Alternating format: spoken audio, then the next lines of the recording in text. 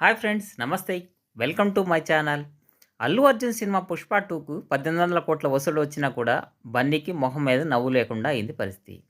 సంధ్యా theatre తొక్కిసలాట తనకి పీడకలగా మారింది. పోలీస్ స్టేషన్లు, కోర్టులు, జైలు, సంతకాలు, ట్రోల్స్ అంటూ దోల తీరిపోయింది.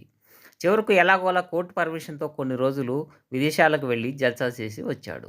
అయితే వాళ్ళ సొంత సంస్థ అయిన గీతా ఆర్ట్స్ తీసిన నాగ చైతన్య, సాయి పల్లవి మూవీ 'తండేల్' కోసం 'తండేల్ జాతర' అంటూ ప్రీ రిలీజ్ ఫంక్షన్ ఏర్పాటు చేశారు.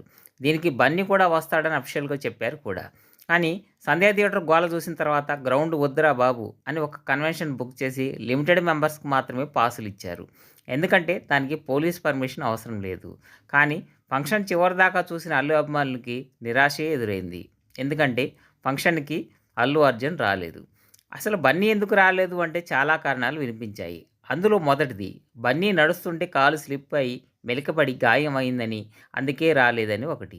ఇక అల్లు అరవింద్ మాటల్లో చెప్పాలంటే ఫారిన్‌లో తిన్న తిండి పడకపోవడం వల్ల గ్యాస్ ట్రబుల్ ఎక్కువయ్యి ఇబ్బంది ఉండడం వల్ల తను రాలేకపోయాడని చెప్తున్నారు. ఇది రెండో కారణం. ఈ గాసిప్ కబుర్ల ప్రకారం చూస్తే బన్నీ 'తండేల్' మూవీ చూశాడని, అవుట్‌పుట్ తనకి నచ్చలేదని, తాను ఇప్పుడు పాన్ ఇండియా స్టార్ కాబట్టి అనవసరంగా సినిమా హిట్ అవుతుందని బిల్డప్ ఇచ్చి, ఆ తర్వాత సినిమా ఫ్లాప్ అయితే తన పరువు పోతుందని రాలేదట.